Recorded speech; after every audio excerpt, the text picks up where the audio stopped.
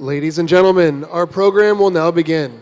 Please welcome the CEO of the Churchill Club, Karen Tucker. Thank you so much. Thank you and welcome to the Churchill Club. Tonight we have a power-packed discussion in store about engineering great products and customer experience. We have with us Catherine Courage, SVP Customer Experience at Citrix. We have Steve Johnson, VP of User Experience at LinkedIn. We have Frederik, Head of Innovation and Creativity Programs at Google. Larry Tesler, Chief Experience Officer at Mine. And Charles Warren, SVP of Product Design at Salesforce.com. And of course, our moderator, Jim Walsh, CTO of GlobalLogic. Thank you all so much for being here. Great.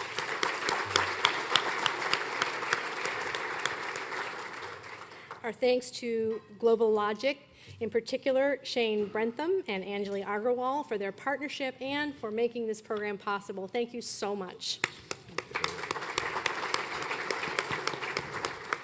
And we also want to thank Weber Shandwick, especially Natasha Woods, for their partnership and for sponsoring our internet access tonight. Thank you. For our new guests in the audience, a brief introduction to Churchill Club, a nonprofit devoted to innovation, economic growth, and societal benefit. It began in Silicon Valley in 1985 as a forum where important people say important things at the nexus of business and technology and also policy. And since then, the club's scope has broadened, just as the expanding role and impact of technology itself on so many aspects of our world. We convene up to 40 programs every year to really try to advance collective thinking and insights around things like leadership, trends, implications of those trends, and in particular opportunities. And we encourage our speakers to say something that matters and to build on what's already been discussed out there rather than repeating it. And we do certainly welcome you to join and participate and remain close to the extraordinary conversations that we are igniting here on a regular basis. We have an incredible lineup of programs coming up. Next week on April 22nd, Reinventing the Future of Work with the absolutely brilliant Neil Jacobstein. Then on May 19, we have even more brilliance with LinkedIn founder and Greylock partner Reid Hoffman in conversation with MIT Media Lab director Joey Ito. And on May 29, it's the top 10 tech trends, which is one of our most popular events each year, always with an all-star cast. So we hope that you'll join us for these programs and just keep an eye on what's coming up as well. If you're tweeting, please use the hashtag Churchill Club, and you'll find other Twitter codes in your printed program. We'll now introduce our moderator, Jim Walsh, who will ask the speakers to introduce themselves. Jim is CTO of GlobalLogic. He has about 3 decades of software product development and more than 300 product releases under his belt. And he has also had the opportunity to play leadership roles at an impressive set of companies over the years, from GlobalLogic to Rational, Next, Apple, Epiphany, Cordiant. Today, he's providing technical leadership to a staff of over 6,000 engineers at GlobalLogic. And we look forward to the conversation that he will lead for us tonight. Please welcome Jim Walsh. Thank you very much, Karen. Well, thank you. It's great to see the auditorium full. Before we get started, I'd like to just show a brief show of hands. How many of you consider yourself hardcore software designers? How many? You didn't? Okay. How many of yourself consider yourself business people, engineering people, not hardcore software? Okay. So 10 years ago, we would not have this audience for this topic. Okay. The topic today is engineering great products and customer experience, trends and strategies. 10 years ago, and I've been in the software world 30 years, 10 years ago, great was not really in the vocabulary. The people who were pushing for great were the mavericks, the outsiders, right? But I think what has changed things is that in the last 10 years, we've seen the phenomenal success of companies like Apple and like Google that are focused on great. 10 years ago, I looked it up, Apple had a $10 billion market cap, right? Today they have a $450 billion market cap, and they crossed $500 billion along the way there, right? Google has grown by a factor of 20 since its IPO. So, so I think the reason that this topic attracts a lot of interest now is that we've all seen the business value of great. It's not just a philosophy anymore. It's not just something insane as in insanely great. This is something that has practical business benefit to produce great products. So the tide has really turned. But and I think all of us here want to start to learn, or some of us are already producing great products, but we want to learn to do it consistently, repeatably. And we've all found, through these people who've tried it, us who have tried it, that there are challenges along the way. One of the most significant ones is there's a complete cultural difference between the people who design software and the people who implement software. And we learned that ourselves a couple of years ago. We were strongly reminded of that when we acquired a design firm. That team has a lot of body art, for example. You know, they ride to the work on bicycles. They have exotically designed hair. I encountered some of that when I was at Apple. You know, they offered to give me a makeover when we acquired them, more trendy clothing. But it's a complete cultural mismatch, the kind of heads down, hardcore engineering staff. So that's one of the things that we're going to talk about. And then we also want to explore what's the secret sauce, right, that makes designers, engineers work together to produce wonderful products. And we have a fantastic panel today. Larry and I are kind of holding down the fort on the engineering side of things. I'm a hardcore engineer myself. Larry is about half and half. And everybody else comes more from the design side of the house. So we're going to focus primarily on design, how it works with engineering, but we'll also talk a little bit about the engineering side as well. And I'd like to go down the line of the panel and have people just briefly introduce themselves, and then I'll direct a question to each of the panels so you can get to know them better, and then we'll kind of open it up to a more free-form discussion. So actually, Larry, I'd like to give you the first question. That as somebody who's been on both sides of the house here, what cultural challenges do you find in having engineers and designers productively work together? And what have you learned along the way to make that happen? The solution is to get each side to give a little bit and try to see the world a little bit like the other one sees it. And that means that the designer needs to understand the logic behind the architecture and the system that's being built before they try to change the way it works and looks. And the engineering people need to take a break from looking at everything as just totally logical and become a little more playful and that sort of thing. Keep my answer short. Anybody else want to chime in on that? We'll come back to it. But Catherine, who do you see the dynamics really change? We talk about design not even having a seat at the table 10 years ago. I mean, what do you see now? Or who are the key stakeholders in delivering great products, and how do they interact? Yeah, I absolutely agree. 10 years ago, actually it was 15 years ago, I first moved to Silicon Valley, and design was at the place where you had to convince companies that this was important. Please hire me. I can make a difference. I can add value. And we're in a very different place now where we're seen as a critical function at the table.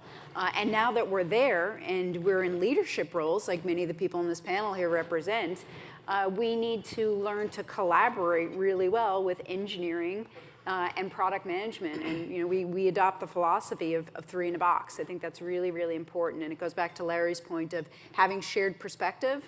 But I also think it's having a healthy tension and pushing one another in different ways, because we're all coming to the table with that slightly diverse and different perspective. And when everybody has a shared and common ground of delivering something great that our customers are going to love, then I think that healthy tension and working together to find the balance between business, build, and design really results in the best products.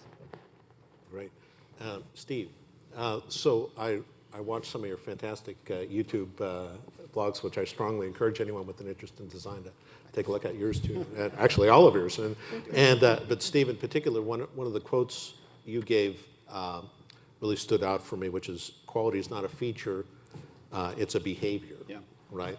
And what one of the challenges I've had throughout my career as somebody who's been a strong advocate for quality and design and things like that is exactly what Catherine said, is how do you get people to take it seriously, right? I mean, how do you get people to say, you know, this is not a nice to have, this is essential. And also, how do you balance it against famous quote from Steve Jobs, who says, real artists ship, right? I hear that a lot. So I think that when it comes to quality specifically, you don't cut quality. You don't cut behaviors. You normally cut features. And you don't get people that create that triangle that says speed to market, feature, and quality choose two. If you make something inherent and you make it a part of people's DNA, they won't go against it. As far as Steve's comment, I think that Apple shipped minimal quality product, not minimal viable product. Minimal viable product meant, what can we just get out the door? Minimal quality product meant, what is the highest level of quality that we can produce within the amount of time that we have? And I think that some of the trade-offs weren't on quality, but they may have been on feature sets. The first iPhone went out the door without SMS, but they still released a minimal quality product that I think very many people in this room probably enjoy. Yeah, we like to say minimum desirable product. Like, what's the polished core thing we can get out there? And Charles, actually, that one of the things that we talked about was related to these lean principles, right? Yeah. And so one of the other challenges with getting people to buy into design, right, is design is, you know, these wild people coming up with these crazy ideas. It's kind of inherently wasteful, you know, because 98% of it is never going to see the light of day, right? Or maybe 90, or I don't know. But how do you reconcile that with lean, where you say you should never write a line of code that doesn't ship? Yeah, I think I would also think about lean as like never put something out the world that you aren't really certain that somebody's going to use, right? That you've done a bunch of testing. I think it's super important though that as designers we understand that we're going to leave a ton of stuff on the cutting room floor. If we're not being provocative enough, right? That's our job, right? Is to really provoke. Like the 3/4 of you guys who you know, were in those other two categories, you can count on your designers to upset you about a kind of version of the future that you don't agree with, but maybe when you sleep on it for a couple of days, it'll help you see something new, right? So it's our job for us to be wasteful, hopefully not hard-earned time of a developer. We should husband that really carefully. So you're saying the designers should take the fall. They should do the things that never see. Yeah, we can help you kind of see different futures for the very cheap. You know, we can make like 10 different versions of your product in one afternoon, right? If we're good. So yeah. And then we're going to come back to A/B testing in a little bit. But, Sure. Yeah, I know that's a religious issue that should be really interesting. But Frederik, we talked a little bit about the role of people in all this, the role of people, the role of the environment. I mean, what kind of impact does, I mean, what do you do at Google that, that makes it so great? I think it's an interesting point, yeah, that the environment actually influences how we think and how we feel. Like just do the experiment yourself. If you go to a cinema or to a gym or to a church, you feel different in all those different places. And I strongly believe that we actually have to shape the buildings, and then the buildings shape us, which is a famous quote from a person you all should know. If not, you can Google it or Bing it or somehow find it. So if we shape buildings in a form and in a way that we have engineers and designers on the two sides, and we want to have them in conversations and work together, we have to actually specifically design the building in that way so that those conversations can happen. Because I strongly believe, and that's part of my role, is that if you bring three things together, which is people in a specific place with a program or a language they both speak, then actually magic can happen. So I think if we get those three things right, then you can actually bring different people together in a very special place and let them create magic, which is mostly represented in products and experiences. Right. So you have these two really distinct cultures and mindsets. Number one, the highly creative mindset, which is producing all these different variants, and then you've got the engineering people who says say that's great, but I've got a release going out, at the end of the month, right? I got to nail it down, right? So, what kind of organizational structure do you have? Who's in charge? Who decides? Is it the designer that's in charge? We want to talk about, when we think about Apple, we talk about a design-led company, right? And I think Apple is probably the best example any of us. I don't know. I don't want to speak for you guys, but it's certainly the best example I can think of a creative design-led company. I mean, how do you organize to make successful design-led products come to market consistently? And I know Catherine and Stephen, you both had some thoughts about staff rotation and organization. Catherine, do you want to go first?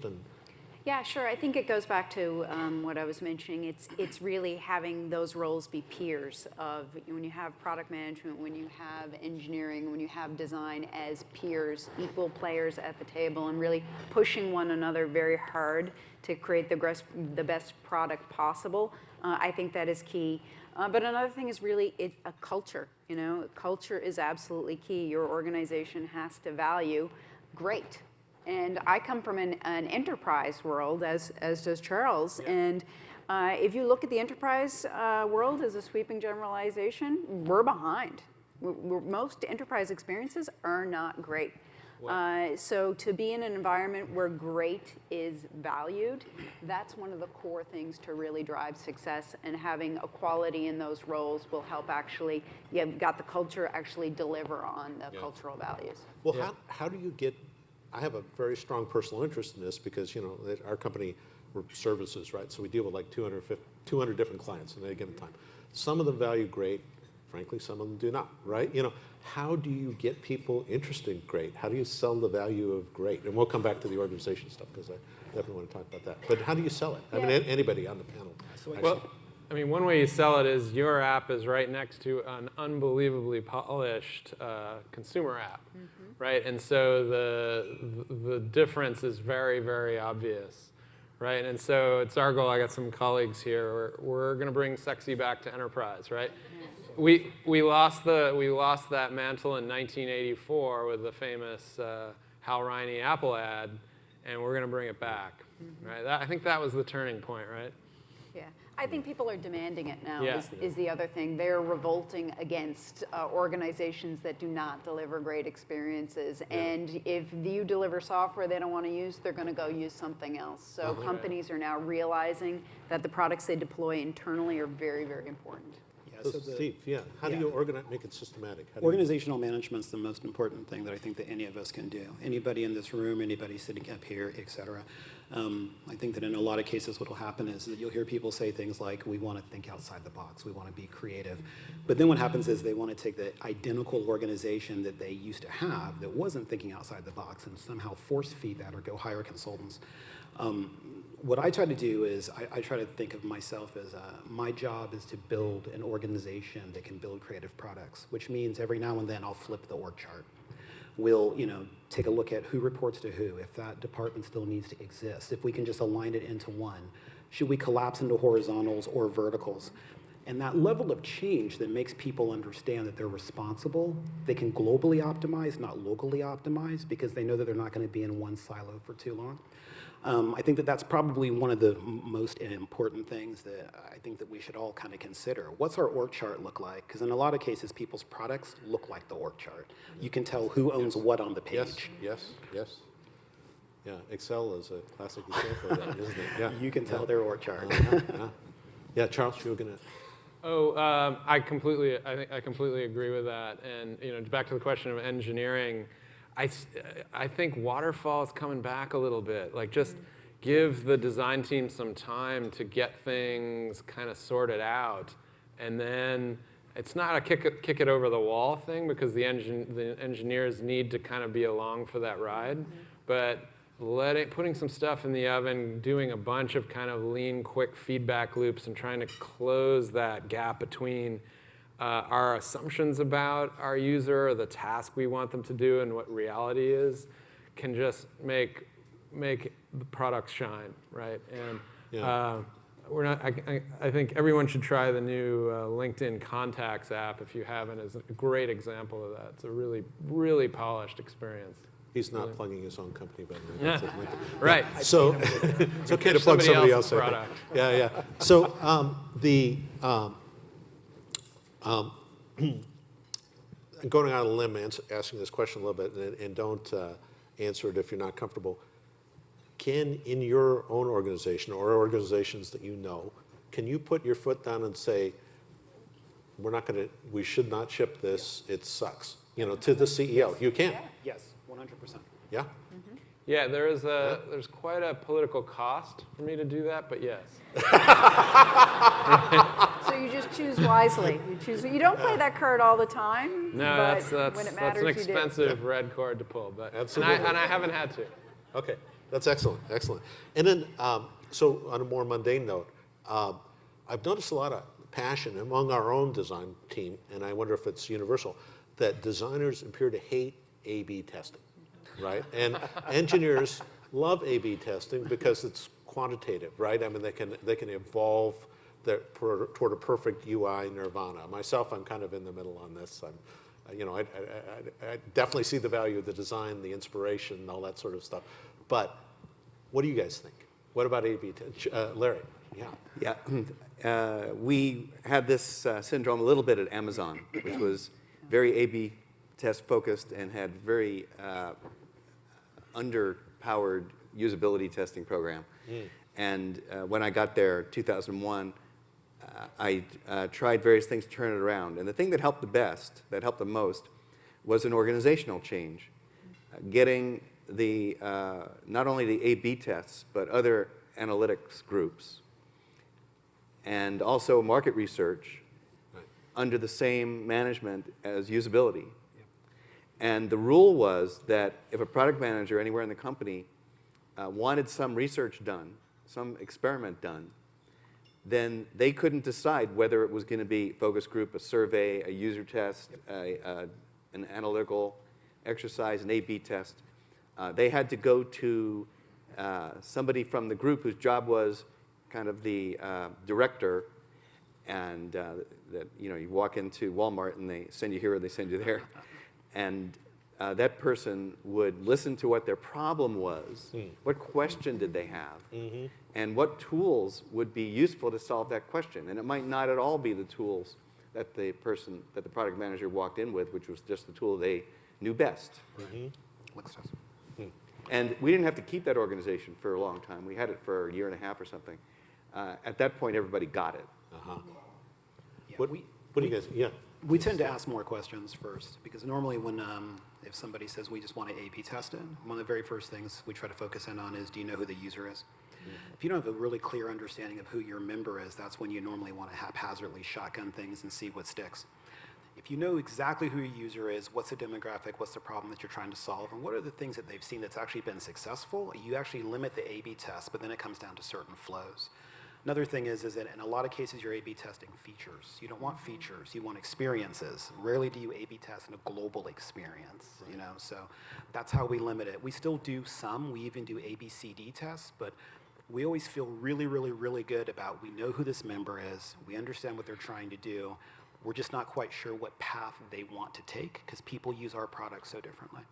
Yeah, it's a tool in a toolbox, and it's just knowing when to use that tool and what its appropriate use case is. Which is more to optimize something that you've already decided suits the user's needs. Okay, so it's a combination of inspiration and instrumented stuff. Is that what you're saying? Like button place? I mean, once you've designed the overall product to satisfy the We don't. Well, so we don't A/B test button placement. Okay. Right. I mean, I try to get away from that level of incremental A/B testing, because then what you do is that you just A/B test the entire page constantly. Yeah. Right. It's global flows. Yeah. Okay. So who's our member? We have a young college student that's been out of school for the past 2 years. Interesting. They're currently hitting LinkedIn for the very first time.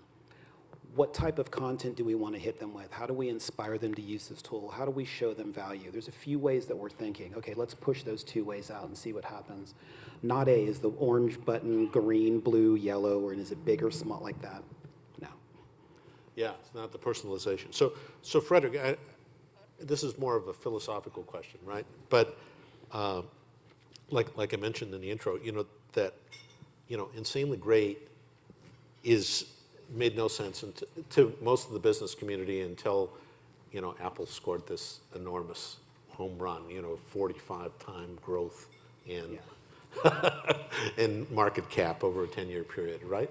So now people have jumped on board, but does it really make business sense to exceed a customer's expectations, right, by a wide margin, to delight a customer? I mean, I understand we all want to do it because we're passionate about what we do. We want to make great software, but does it make business sense? And Google should know this. I mean, because you do lots of things that are really creative and off the wall that don't actually succeed because you're trying to make the next wonderful product, right? Yeah, I don't know if I have a philosophical answer to that question. Yeah, please. But I try my best. So I think it's, building on your point, it's about setting up experiments really and testing things really quickly to learn actually from them. And if you learn that something is not successful, you want to basically stop it or make the team stop it themselves, ideally. And we learned that in the past with a lot of products. We actually really we're experimenting in a lot of fields and figured out what can we learn from those and integrated that in new products as well. But if you think about it, Google started off with just a simple white page and a search basically field. And it was designed specifically around the two principles, which were simplicity and usefulness. And those are still true for most of our products we design. We added one additional one, which is beauty. So when Larry stepped up as the CEO again, he was really focusing on putting the beauty piece also in place. And that's something really not easy to do, because if I show you two things, you might have different perceptions of what is beautiful and what's not so beautiful. So figuring that out, what's the missing piece about what is considered beautiful and what is not considered so beautiful is really something we're investing more and more time in.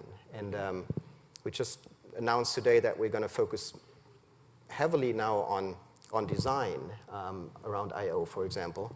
We launched some interesting design minutes, which you can watch online from our 3 products, Google Glass, Maps, and Search, and how we actually approach design in those products. And I think it's really something exciting if you think about those 3 principles and how they work together.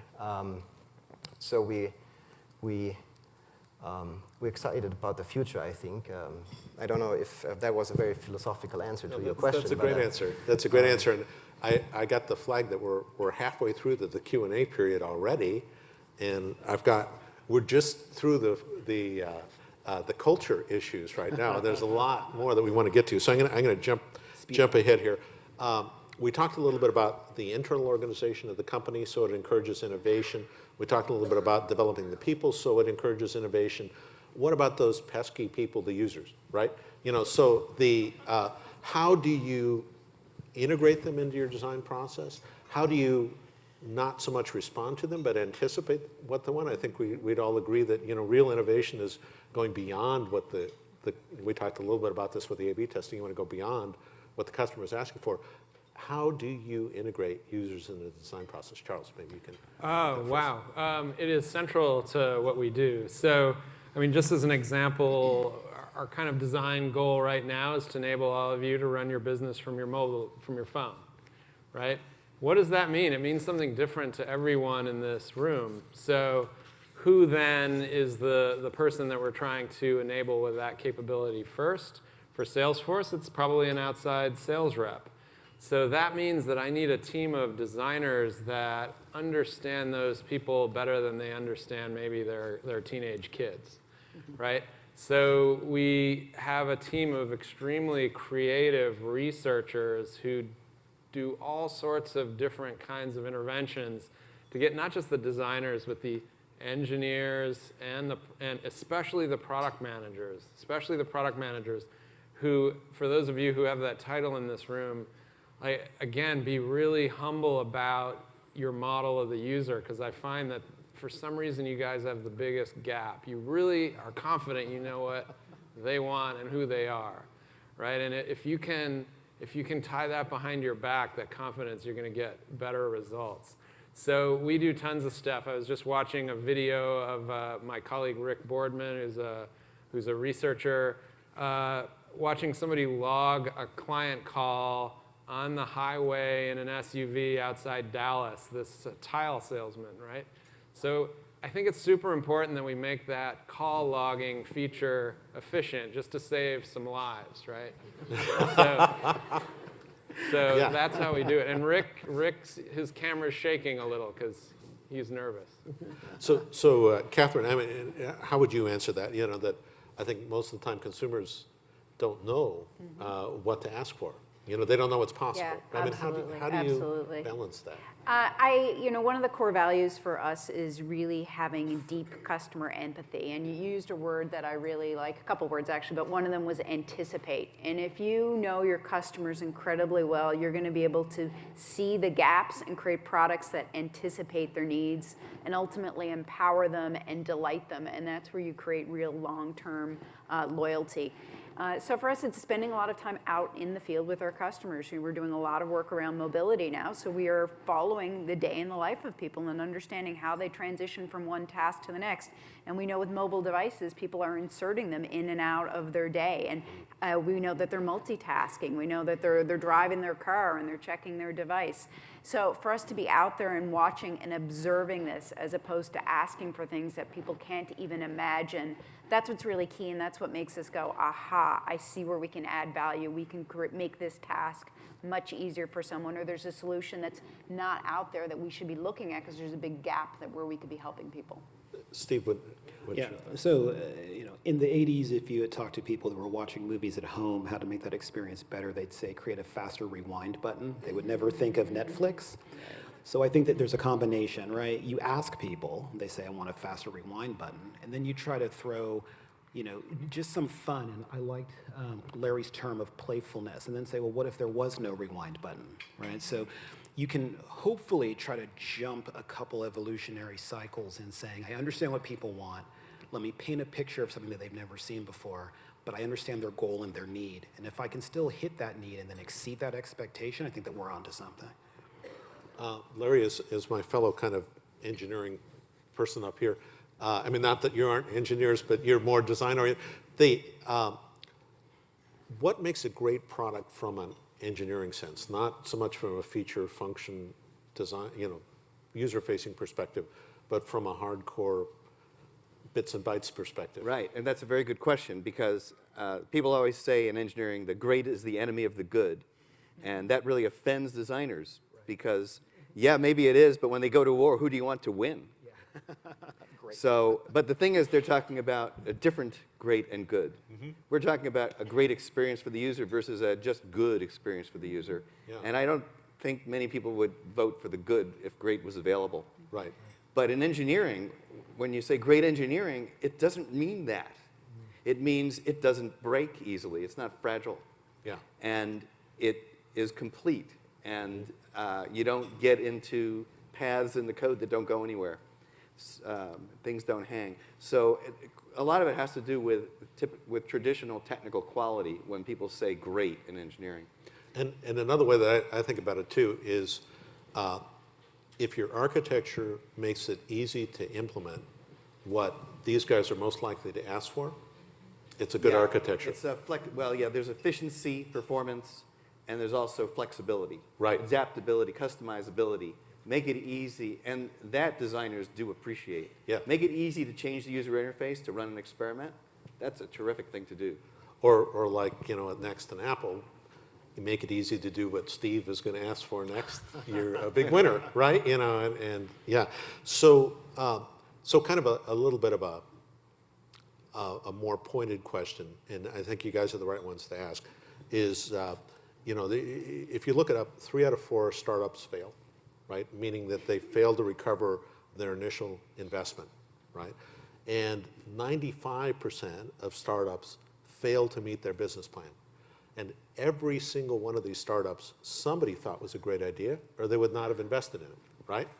So, I mean, what is the number one thing from a total user experience perspective that you can do to mitigate against failure when you've got what you think is a great idea? And Charles, can we start with you? Sure. I mean, we run our product development team when we can, like a startup. And again, it's just those assumptions about the user model are what's going to kill your business, I think. There's a lot of other things that design doesn't do that can destroy your business too, or cause it to stop. But these days, there is the pendulum swinging in the way of science for desirability. This is something you can actually beat the risk out of your business plan by just really persistent, careful, creative, closing the gap between your mental model of what's desirable and what that actual user wants, right? And this, I think, is causing a revolution in our field, right? And boy, it's kind of free money lying on the table. And I don't understand why it's not how everyone works. Frederik, I wanted to ask you about connected life.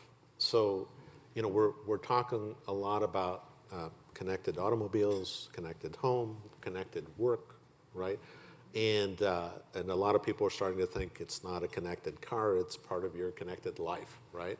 And I can see two visions of the future. One of them would drive me absolutely insane, where ads are pushed to you every time. You know, you sit behind the wheel, you sit, and it's like, you know, the Minority Report sort of scenario where, you know, you're constantly being bombarded by information you don't want. And another one where you're being constantly assisted and aided in your life by, you know, unobtrusive technology, kind of like the Her movie that recently came out, you know? I mean, what do you see there as kind of the end game for technology? I mean, you must have thought about this. I mean, because Google is one of the chief offenders and also chief facilitators of you know, we Google something twice at dinner, my wife and I. So it's a connected part of our life. But anyway, what do you think? I mean, where are we moving? Yeah, that's a great question. I find this question you asked Charles as well interesting, so I want to just briefly add to your point that Sure. it's actually about not just thinking an idea and creating that startup over like 12 months or 18 months. It's about prototyping early to really learn fast. So the more you prototype your idea, and hopefully the faster you figure out if that's going to be successful or not. And I think that's really what helps you also to not get emotionally too attached to your startup or your idea if you actually fail fast. If you invest a lot of time and money over like 12 months or 18 months, you don't want somebody tell you it's not going to be successful, specifically your users, Right. if they don't use your product. So I think that's kind of like somehow the key is kind of like not just think your idea, but actually build it really quickly to test it. The connected world, yeah, it's an interesting topic. I'm quite optimistic about the future and where we headed. Altogether, like, what we're going to do in the future. I think we specifically at Google, we move away from like searching in terms of like you actively have to look for something towards more like the assist and suggest model. So that we actually can predict what you want in the future to suggest you the right things. I think that's a really exciting path we're taking. You mentioned like cars and homes and a lot of places we are during our daily lives. I think we have a lot of opportunity to make the technology work for us and get out of the way and do the hard stuff for us so that we can actually focus on our lives. I think that's what we haven't done in the past with most of the technologies, is that they're in our ways. They're not taking the hardest tasks of our lives. They're actually providing more tasks and make it more difficult to live a life. I think what we want to do is actually try to remove the difficult parts of your life and solve that with technology so that you can actually spend more time with your family, your friends, and do the important things in your life. So I'm super excited about that in the future, and we're going to have definitely some answers. Can I Yeah, really pop please. in on the Yeah, please.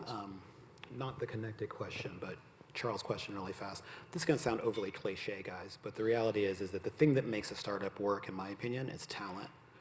The most important thing every single person in this room is going to do, regardless if you're a manager or not, is hire somebody. It's the single most important thing. And if you concentrate on that, believing that that one individual has the possibility of 10xing your company or completely tanking it, if you take it that seriously, you'll do a really good job. I think an analogy, so bear with me here really fast.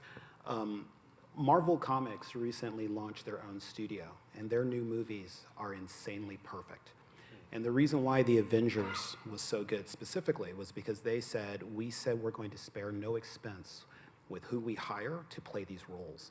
And it started with the Iron Man movie. They specifically said, we're going to get the single best actor in the world to play Iron Man, and they nailed it. And I think that that level of whoever we hire to represent this brand is going to be world-class is something that's now resonating with all of those films, and they're very different from past Marvel movies. Like, you can just feel it. You sit in there and go, hey, this is great. It's because of the cast. So when we're thinking about who we're going to hire, who we're going to bring into our home, and who's going to represent our brand, we should think of it at that level. Yeah, I'd agree with that. Just to add one point, when we look at hiring, I think one of the most important philosophies we always look at is skill fit. Obviously, the person needs to be an A player, exceptional at their craft, whatever it may be. But the second part is culture fit. And culture is so key. I cannot underestimate. There are times we'll have somebody come in and I look at their portfolio and I'm drooling because it is so beautiful, but they're arrogant or I see huge ego. And we just say, no. And it kills me, but we say no because culture is really important. And if you hire poisonous people or people who don't have the right skill fit, but they're really nice people, you're just going to see things deteriorate quickly. And it's one of the most important things to scale design. That's a super important point you both are making. And the design team can actually be the creators of your culture, right? Because since they have these powers to work on your product, they can also work on creating meaning and the emotional tenor of your business. A guy on my team helped us fabricate a bunch of, to Frederik's point, a bunch of signs, just beautifully milled, sort of Helvetica signs that made out of aluminum that say, simplify. And they're kind of ambient, and they're just around our office, and it reminds us what we're doing. Or just we up-leveled the swag at Salesforce massively. I wish I had one of my team's T-shirts on, right? So there's this other thing you can have your designers do, which will just make a more vibrant environment, make a more visually rich place to work, where you all want to come and kind of connect with the values of your company. So you're absolutely right. I mean, we saw the same thing when we incorporated Method, and they started driving our look and feel, the colors of our office, the size of our cubicles. I mean, it just made an enormous difference in the way we interact. Stationary. Yeah. It's subtle. I mean, it's something that, from an engineering standpoint, you don't think. I mean, I don't think of those things, but it makes an enormous impact. Once your working space is convenient and beautiful, it's embarrassing to make products that aren't. Yes. Yeah. Interesting. Yeah. And Larry, back to this kind of issue of ubiquitous connection to devices, right? I mean, you actually were the champion behind the cut, copy, and paste metaphor that when you were at Xerox PARC years ago, that all of us use every day. I mean, I can't imagine a more ubiquitous metaphor. I probably used it, 50 times today. So what's the secret for creating a viral metaphor? Do you see systems being close to life? I mean, obviously you got that from physical cut and copy. Does the system start imitating life? Does life start imitating the system? So we evolve to something that's kind of a mix of the two? I mean, how do we interact with our devices moving forward? There's a part of interaction design that has to do with making things very efficient, being able to get things done in a small number of steps, and steps that don't take very long. It's a kind of one of the older aspects of the field based on human factors, lots of measurement and psychology, and that was really where cut, copy, and paste came from. You're able to move and copy things much quicker with fewer hand motions and so on than other ways. But and it's universally applied, even in places that it's kind of a stretch. But that still goes on, but the trend has been more and more that looking at the visual and the emotional aspects of design as opposed to just the very practical efficiency aspects. But I don't think people should completely forget the efficiency aspect. Yeah. It's still important. It's the most important. And something like iOS 7, for example, removed a lot of the real-world metaphors that were present in earlier versions. So is that a trend? I mean, are we evolving this new kind of culture that is only for online people? One aspect of a design-centered world is that things go in and out of style. Huh. Yeah. Now, I was going to ask about that, and that's a perfect setup for a question that I have had that's a bit off the wall about with design leading product development so strongly. Are we going to get to a point where there are fashion designers? I mean, obviously, and for example, you know, Johnny Ives is a name many people have heard of when we never heard of a software designer before. I mean, is there going to be the Ralph Lauren of the design field or something? Catherine, do you have any thoughts about that? I mean, is it going to be, are you guys going to become household names or your equivalents? I mean, is that what the future holds for design? Let's hope. Let's hope. Yeah, but it was Apple that hired one of the senior women from Burberry. So we're Right, seeing from these lines really blur and cross. I mean, Yeah. there is a lot of relevance. Yeah, because people are integrating these products into their everyday life. And one more question before we take the final question, before we open it up for general Q&A, is we talked a little bit about connected life, but the biggest dichotomy a lot of us have is life at work versus our personal life, right? And you know, we have Salesforce here, we have Citrix here, we have, you know, LinkedIn here. LinkedIn kind of straddles both worlds. I mean, what trends do you see, Catherine, in that, and Charles as well? Yeah. I think people want seamlessness. They want to be able to transition from one to the next very, very easily. And I just think work, it's become very blurred. There's not a clear line anymore between, you don't show up at an office at 9 a.m. and leave at 5 p.m. People are working all over the place physically, and they're very much intermingling their own personal life with things that are related to work, and it's sometimes simultaneously doing both of them. And this is a really fun space for us to work in because we're trying to give people that permission and that seamlessness, even in, you know, very high security areas like finance, healthcare, to have the ability and the freedom to work from anywhere. And also with teams splattered all over the globe. Now you've got this challenge of connecting people who are not in the same physical locations, not in the same time zones. And I think there's a lot of opportunity here, and we're doing some tremendous things to help people feel empowered. Charles? Yeah, I mean, if you're running your business from your phone, it's a very good thing. It gives you this sort of 24/7 control. It also means that you're going to have to be mature about the amazing feature in iOS 7, which is do not disturb, right? Mm-hmm. Right, and I was just listening to NPR on the way down here, and knowing when actually the question your child is asking you is maybe more important than the quarterly numbers, right? And so I think it's super empowering, and I have no doubt that, you know, being able to run your business from your phone generally will give us sort of better mental health and happiness, but it means we have to adopt some new habits and sort of personal hygiene around connectedness. And I don't know if technology can actually do that for us, right? That meaning has to come from somewhere else. Frederik, and what do you think is the next technology that's going to be enable better user experiences? That's going to, you know, get us more connected. Is it more push technology? Is it more? I mean, what? Do you have any thoughts about that? I think we have 300 different opinions here in the room, so I don't think that my opinion I'd like to hear yours, matters. though. Yeah, thank you. So I think we see a lot of different, you know, developments, and I think we're at early stages with some products.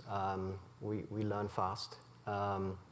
So yeah, I don't have a probably good answer for that. Well, are there particular gaps that you see right now that companies could move to fill, what advice would you give the companies right now to explore, the people in the audience?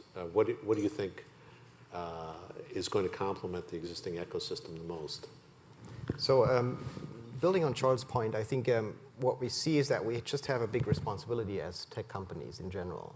We basically design products which influence people's lives.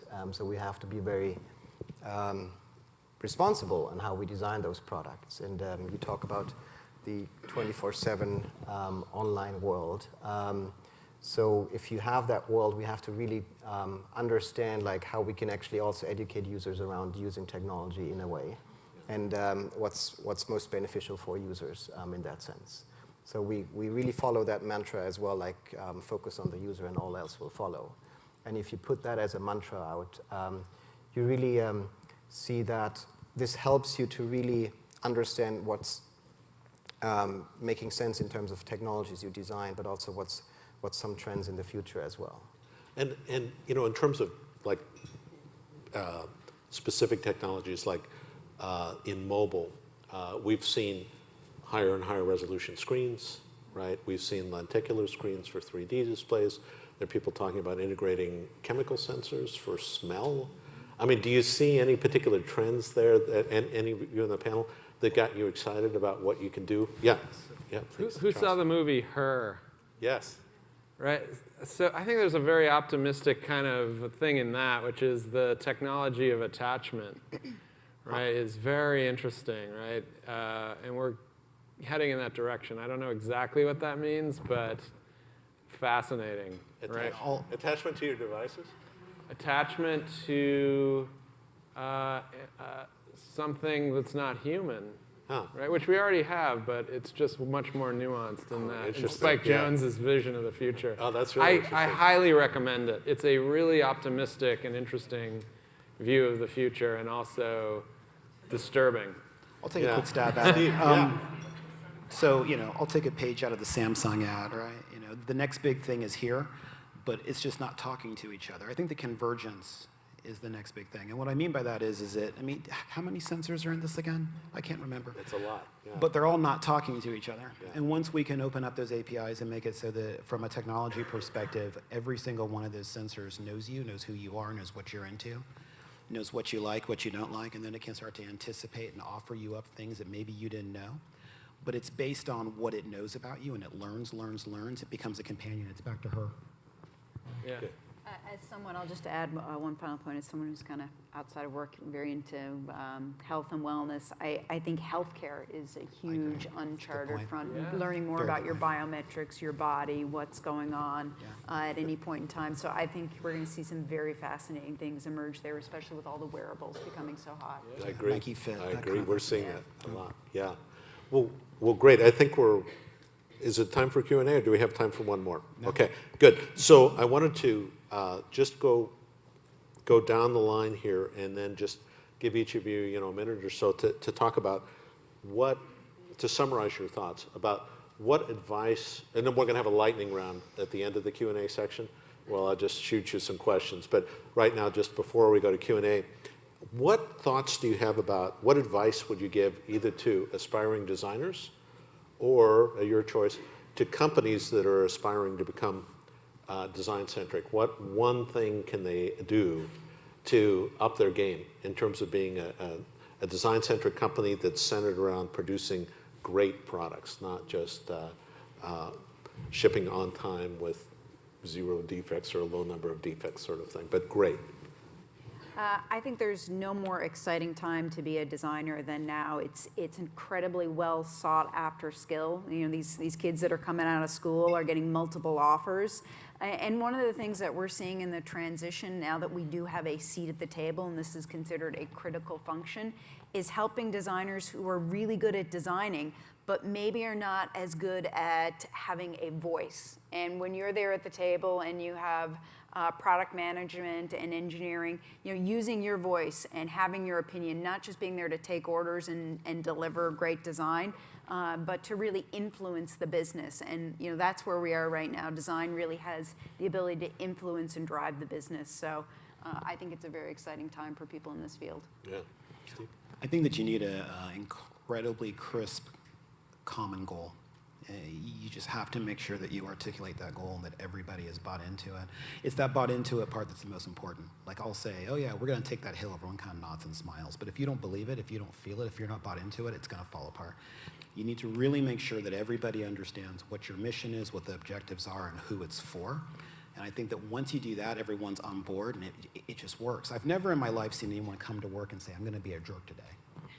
Like, maybe somebody, but no one I've ever met, right? Most people don't do that. They have all the best intentions on the planet. But then what happens is that they're working against the goal because they never believed in it. And when you kind of sit down with them and you have a conversation, you realize they never really bought into it. I think the single most important thing any company can do, large or small, what is our goal? Do we all believe? People that don't believe, help them go someplace to where they'll believe. It's not a negative thing, it's just you're not on the team. People that do believe, make sure that you give them as much bandwidth and autonomy as humanly possible to execute. You'll do amazing things. Does that mission have to come from the CEO? No, not at all. It can be grassroots. It can come from anybody in the company as long as everybody rallies around that goal. Frederik? I absolutely agree with both of your points. I think a mission is definitely what matters. The other advice I want to highlight is that actually building multidisciplinary teams. So not just like look at designers and engineers, but look at like all other functions you have in the company and bring those people together. I think that's, again, like where the magic happens, if you have those different talents and backgrounds coming together, working on something they're really excited about, which is part of the mission. And then actually what's really interesting, you can develop a designer mindset with all people together so that you can actually give the tools and the skills to those people as well to have like a designer mindset and a designer approach. So people in finance, legal, and HR, and in all other functions, they can develop this designer's mindset really quickly. And that's something really powerful because then like the multidisciplinary teams instantly speak the same language. And that's what you want to have. Then put them in a special place. You're going to see some really interesting things happening. Larry? Yeah, I agree with it all. I pity Charles, but there won't be anything left to say. But he'll come up with a lot.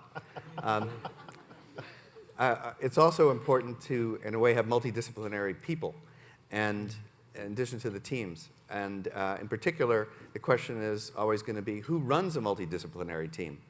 And sometimes there's a power struggle. Engineering manager thinks, well, I'm supposed to run that. I'm getting the product built.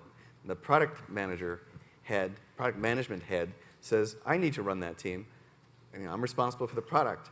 And what they never think about is maybe the designer should run that team because that designer has been in the company longer than any of us and knows this product really well and has a good track record of getting good products out the door.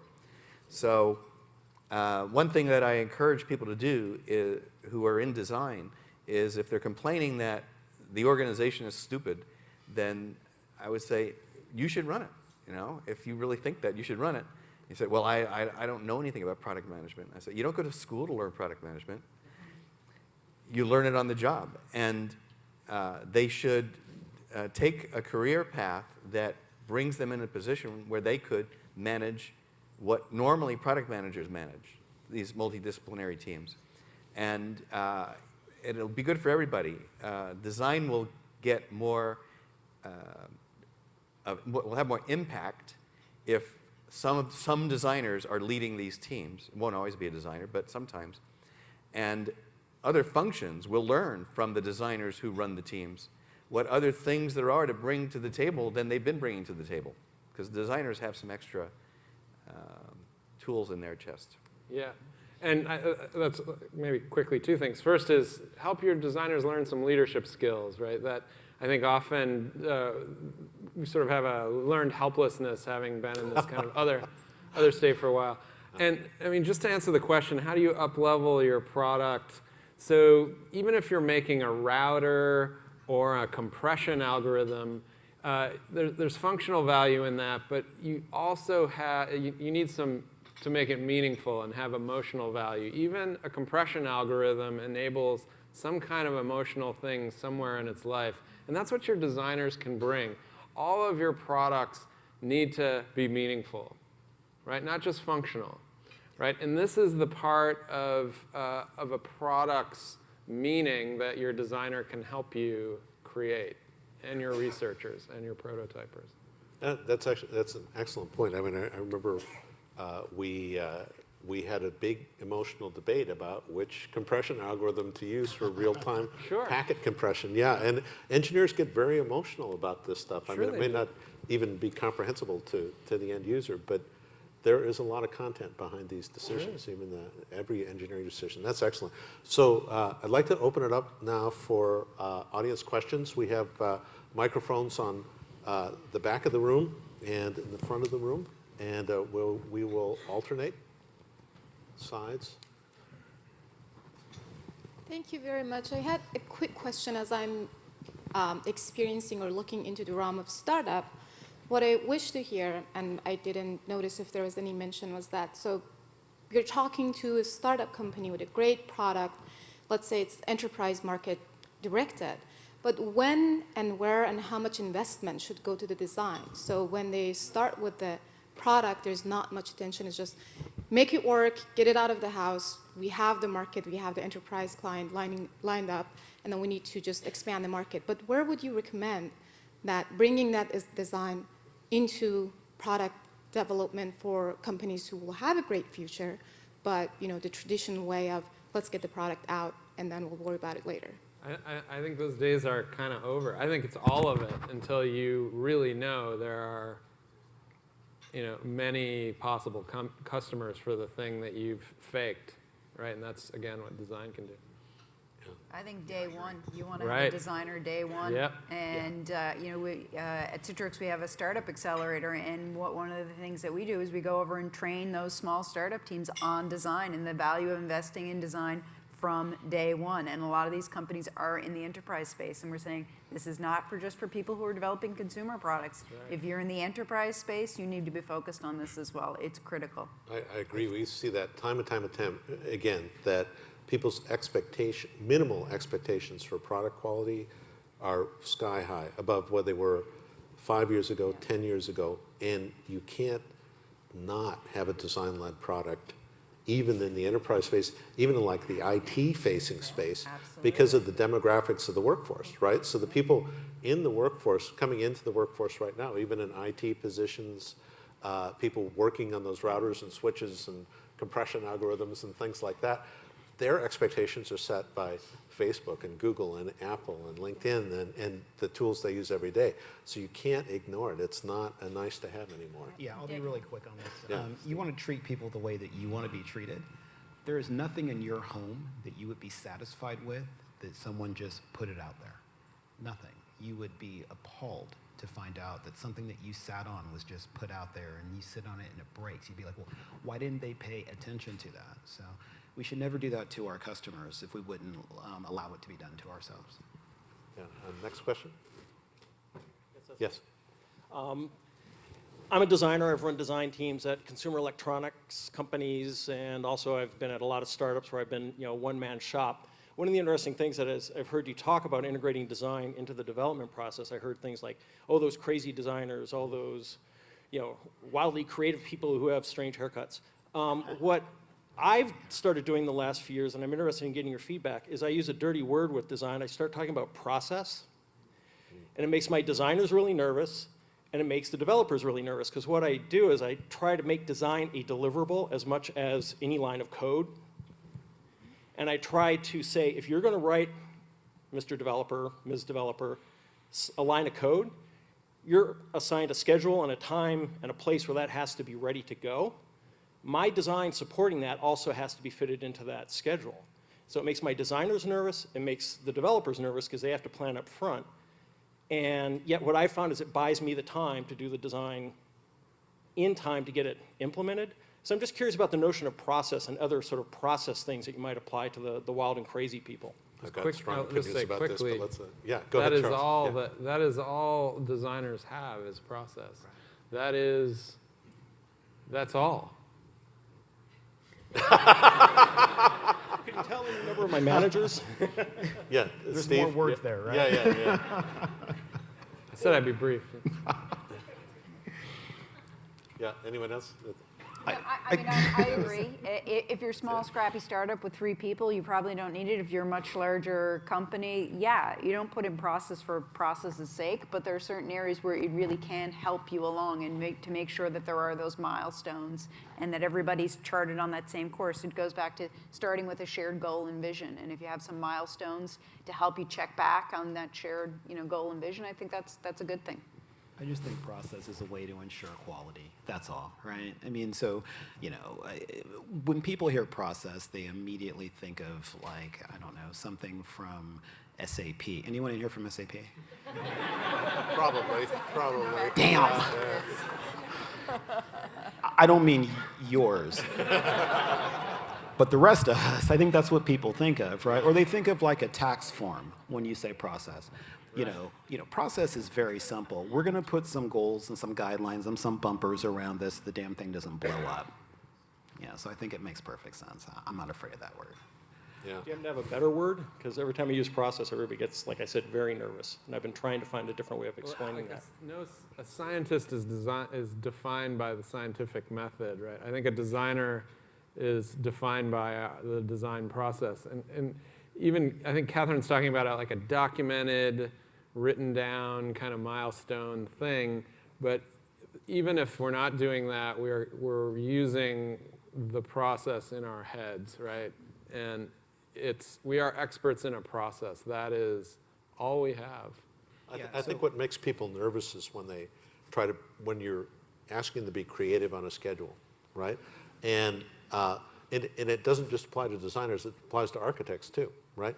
And I think that setting up reasonable goals that we're going to have our high-level architecture in place by this date, we're going to have our high-level architecture, we're going to select among the alternatives we generated on this date, and then we're going to have this workshop on that date. Those are very achievable goals. So I think the key, though, is to realize you're not going to get it perfect the first time, and have your process allow for iterations and successive refinement, right?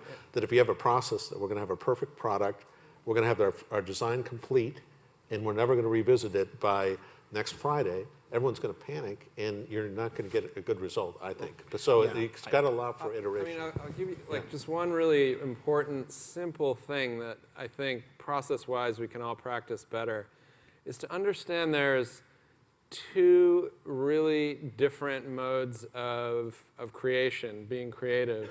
And Frederik's an expert on this, but there's kind of a divergent, brainstormy, blue sky, and then there's a judgmental, curating, ranking, stack ranking. And those are different cognitive functions. And designers know when they're in either, and they know how to communicate with other people and bring them along. And the rest of us, when I'm not wearing my designer hat, we tend to interlace them, which is incredibly inefficient.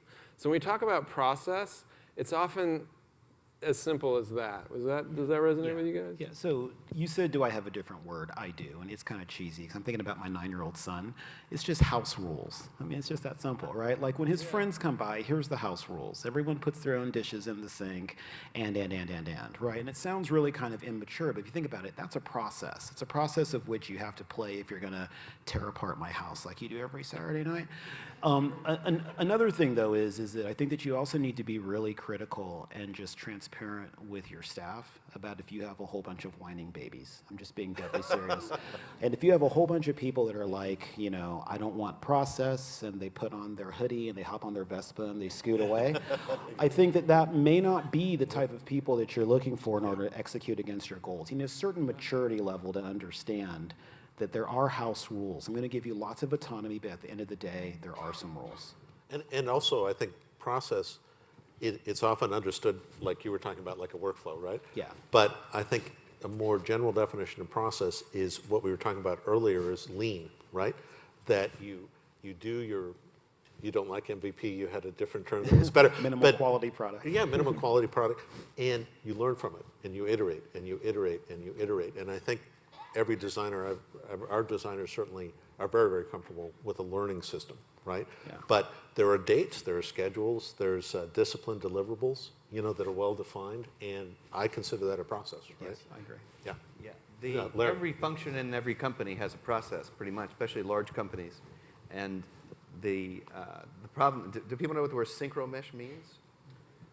Oh boy, okay. I've heard of it, but it's Showing my age. When you operated a clutch, oh, yeah. and the engine had to slow down, transmission had to speed up, whatever. There was a device called the synchro mesh that made that work. In a company, when there's processes in all these different departments, somebody has to do synchro mesh and get them to line up. And I remember when I was at Apple in the old days, manufacturing quickly developed a process and became traditional manufacturing, which is, here's our process, rest of the company has to live with it. And engineering was also, okay, here's our process, and product management, here's our process. Everybody's got a different process, and they don't really exactly line up anywhere, and so things don't work right. You need an integrated process, and you can't be stubborn and say, my process is, it's worked for 30 years, it's going to be the only way we do things. There are some things that have to be done for safety, compliance reasons, things like that. But there are a lot of things that are just inexplicable that creep into processes. Great. Next question. Yes, my name is Ferdad Hashemi. I work for Nikon Research, and I come to this forum more from a hardware perspective than software. And we have short memories, so history repeats itself. There were companies that made products as good as Apple's hardware. Some of this magnesium Sony Vaios in the late 90s, some of the products in the 80s. But I think there's a challenge with hardware that maybe software doesn't have. The cost for great design is not just upfront, but it is in your manufacturing as well. Do you have some advice on how to do what Apple does great, which is to market it, to make the customer realize the value? And do you have experiences where your design teams collaborate with your marketing teams? How do you do that on an organizational level to be able to actually have the customer understand the value and to pay more for it? Understand the value of the hardware? Or? To understand the value of the greater design, because with hardware, the cost is not just upfront. It's incremental as you go forward. I don't know if you have to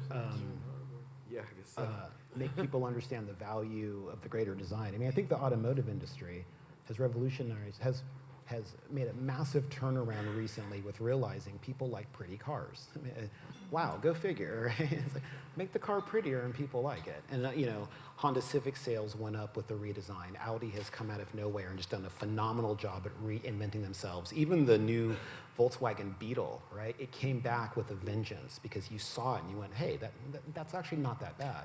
Now, I'm not quite sure if the manufacturing costs went up because bending a piece of metal doesn't really cost all that much more if it's like this or like that. It's just the CAD file needs to be beautiful. It needs to be something that really kind of makes people say, I want to touch that. As far as advice goes, I would say, again, know who your user is, right? Know who you're designing for. I think that if you just do even some psychographic research on who you want to build for, you identify the 3 to 5 things that are very emotional to them, and make sure that they see that in your product. So the second they see it, they say, I see what's in it for me. But trying to convince me to buy something that's got nothing in it for me, it's a waste of my time. I don't know if that answered your question. No, Catherine actually made a really good point earlier along that line that I'll let you speak for yourself. But when I reiterate this is there used to be pretty much 10 years ago, 5 years ago, used to be kind of a two-legged stool between product marketing and engineering.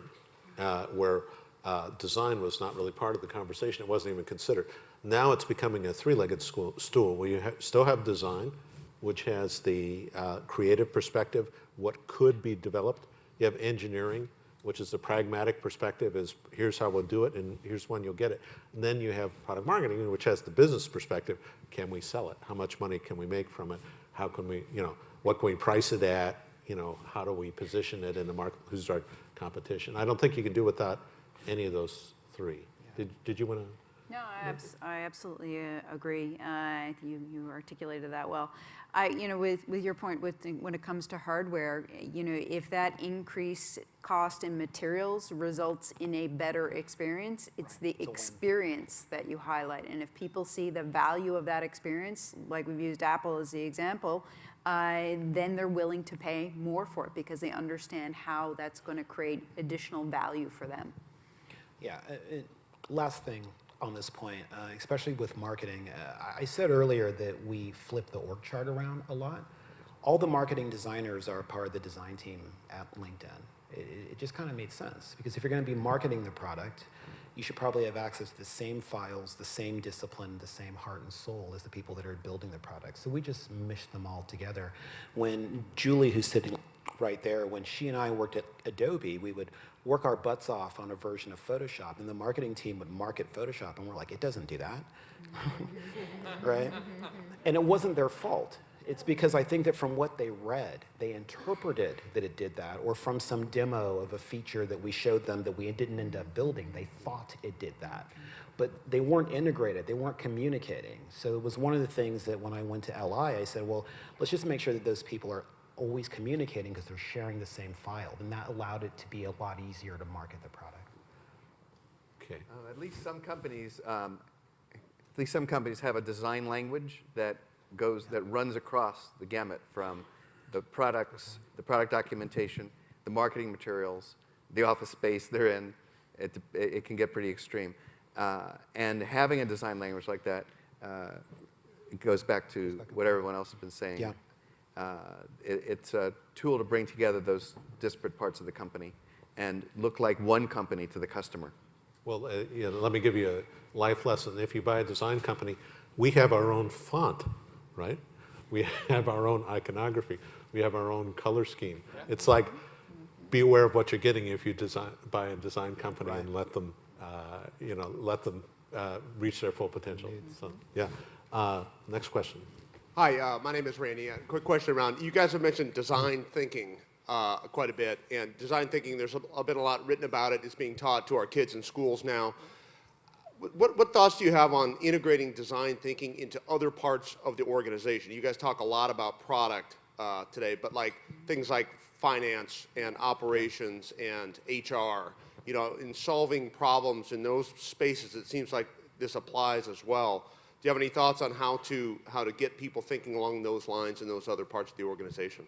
Yeah, I'd love to jump in on this one. This is one that we've really embraced. One of our company-wide imperatives is for everybody in the company to embrace design thinking in everything they do. In fact, we have a leadership blueprint, and design-driven at the end of the year is one of the things that every single person at our company needs to measure themselves against. So it's part of our charter to make sure that people, when they see that, they know what that means. And for us, design thinking doesn't mean you're in Photoshop moving pixels around. It means that you understand who your customer is. And to the point of HR or finance, initially when we started this, we'd say, who's your customer? And they go, I don't have anything to do with the customer. We'd say, no, your customer is the employee. And design thinking means you understand who your customer is and what their needs are, and that you're trying to serve them in the best way possible. So we have a business design team that is working with different parts of the organization to help them optimize the things that they're doing for our employees, for our partners, or for our customers. So we think it's a critical part in helping us be successful. I think you're mentioning something interesting, which is that we teach design thinking now to kids. I think kids can actually teach us design thinking even more. Specifically around one skill, which is asking why. I have a 4-year-old. I really understand what the question means on a daily basis. So I hear about 25 to 30 whys in 1 hour. So that's actually some really interesting things we can actually learn from kids, and also this childlike behavior, which is not childish, but being childlike, and play around with different things to really learn fast. I think that's what the two skills which are tremendously important for design teams and teams overall are. And that connects also to your process questions before. I think design thinking is an interesting process which actually helps to create this language between teams. so that you can agree on a couple of principles which are coming from design thinking, user-centered design, and then teams can actually create really something magical together. We at Google, we have, or I'm identifying 3 principles which are really aligned with what I'm teaching at Stanford at the D School as well, which is the first one, which is focus on the user. So understanding and knowing your user is really what is kind of like the starting point of design thinking, using empathy and those techniques to really put yourself into the shoes of a user and understand how they see the world, basically. The second principle is around generating ideas, and we call that 10x thinking, to actually build or come up with ideas which are 10 times better than your current solution. The third principle, which is really something close to my heart as well, it's around being prototype driven. So really using prototyping and as an approach to really learn fast what's working and what's not working. And I think those 3 principles really are part of a process if you want. And if you apply those 3 principles and give them to teams, it's really something where engineers can talk to designers, but also other functions like finance and HR and legal are really stepping into the game and really agree on those 3 principles or the process and create something interesting together. I think that's an excellent point, and I would kind of add to that childlike thinking, fearlessness, not the willingness to look stupid. Like with working with Steve Jobs, for example, he would not be afraid to ask, why can't X do Y? Why can't I copy on one device and paste on another device? And we're like, what? Of course you can't copy on one device. But asking the question, why can't I do something, right, stimulates so much creative thinking, even if you don't solve that particular problem. So, but Steve was never afraid to appear stupid, because if you thought he was, he'd fire you, right? So it's, but I think the rest of us need to cultivate that so that we can act like kids, right? I mean, and ask those questions. We have time for one more question. Yes? So I'm a designer, but I manage developers. And so I have a question. How do you balance the technologies industry's habit of telling a better story, giving a better demo than we're able to, when we finally ship, deliver? And I think that tension is common in startups, but it's also common in our bigger companies. As we demo things earlier, we tell great stories about them, but we don't always end up shipping something that lives up to the stories we've created. I think Steve touched on this a little bit, but I'm curious how other people address it. It's a great question. I mean, discipline, I think, really is part of it.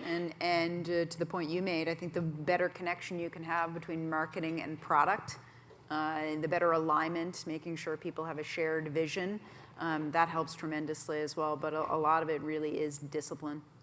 Yeah.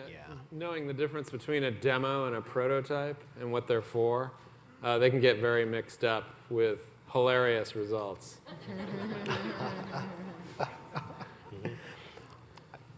Okay, so okay, we can take one more quick question before we go to the lightning round. Yes, please. Hi, my question is about habit-forming design.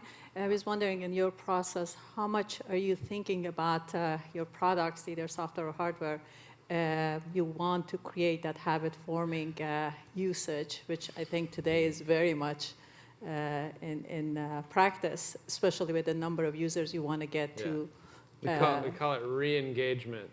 Right. But it's addiction, yeah. There's some Is there an anonymous program for Salesforce Anonymous? Yeah. LinkedIn does a lot of this stuff, like endorse. Anybody in LinkedIn seen the endorse? Yeah, I know. You just sit there endorsing and endorsing and endorsing. Yeah. And where did the day go? This is terrible. Yeah. Or, yeah, I know. Oh. Or maybe you know one of these people, and it's an infinite scroll. It's infinite. Yeah. What did you do? Oh, yeah, I haven't thought about him in 20 years. Yeah. That's Steven, terrible. It's awesome. Terrible. It's awesome. Okay, so one.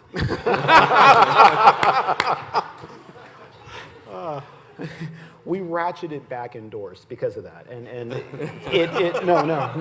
no, honestly, because I think that Larry makes a great point, and the habit forming part was we put nicotine in it, but the problem was, and where I really want to support what Larry's saying is, it had no value. right? Like you could endorse people all day long, but what was the return on that action? And that was one of the things that we had to weigh. And it was a really good opportunity for us to fail fast, because what Jeff said was, he said, this thing is off the charts as far as the numbers, but what's the value? And he took the team to task and said, you have in fact created something that has massive viral impact, but has no nutritional value whatsoever.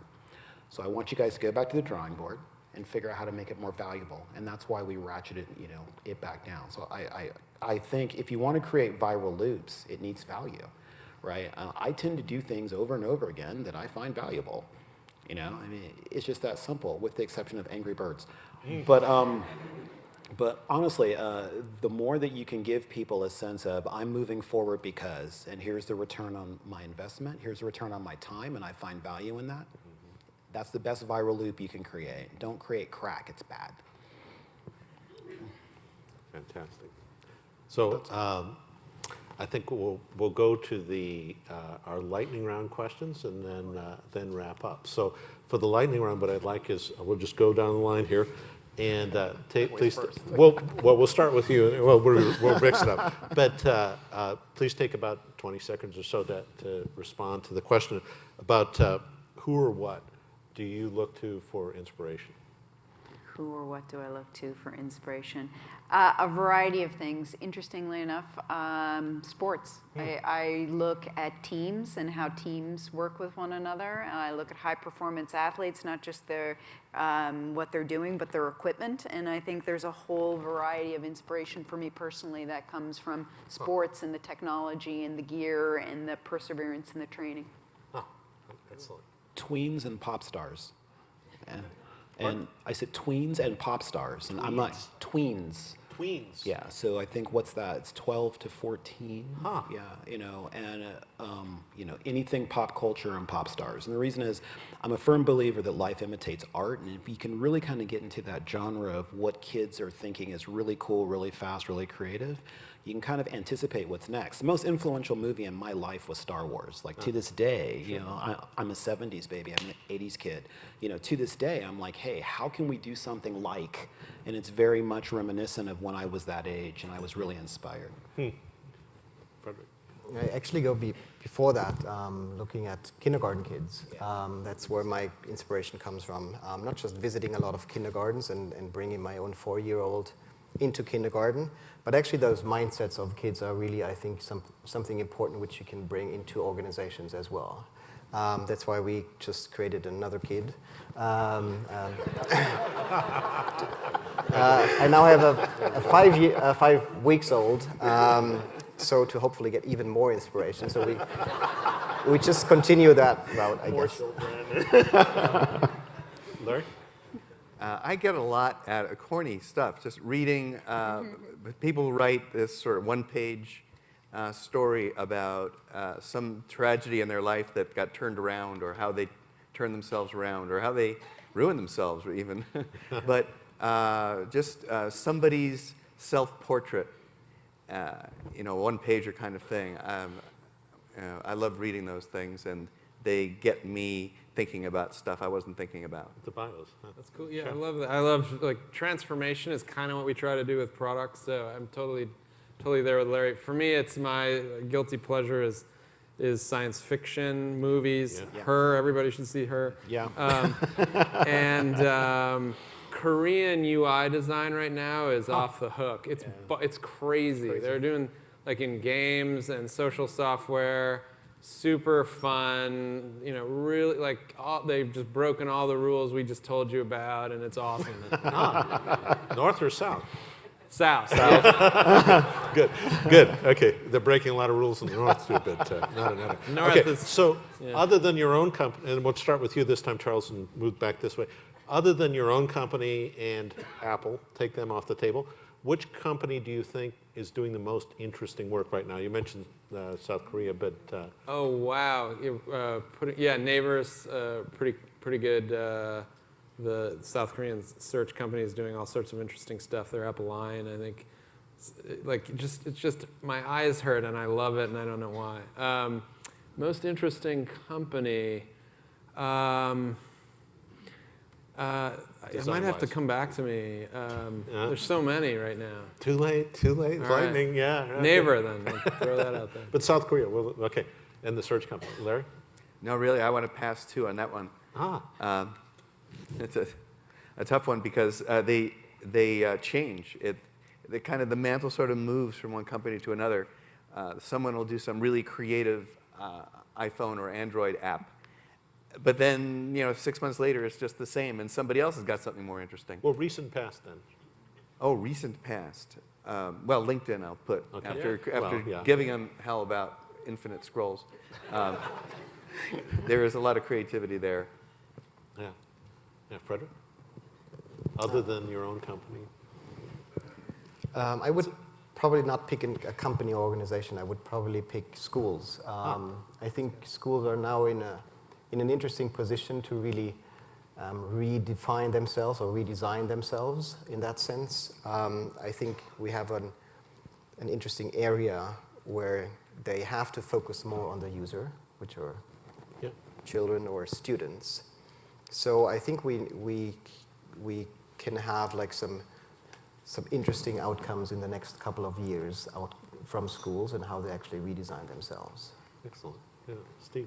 The benefit to going forth is I had time to think about this. So, one of them is Sina Weibo in China.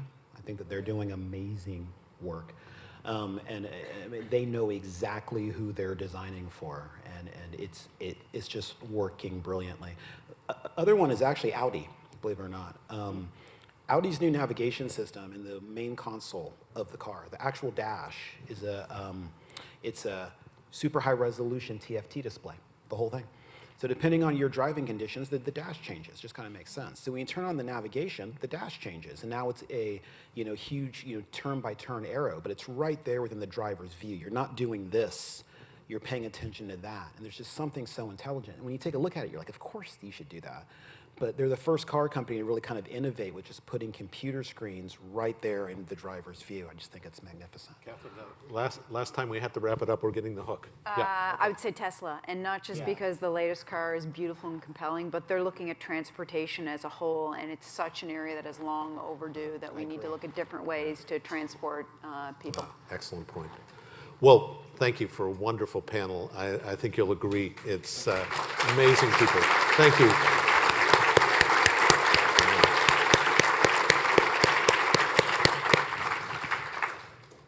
Thank you so much for sharing your perspectives so freely and candidly. We really appreciate it. I hope that everybody got a lot out of this tonight, and thank you so much for guiding the discussion so well. As a small token of our appreciation we have for you, the extremely well-designed Churchill Club speaker T-shirt.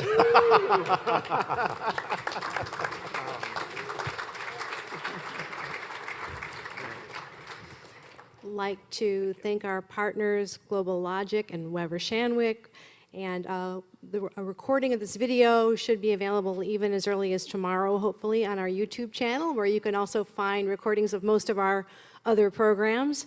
And you have been a wonderful audience. Thank you so much. See you soon.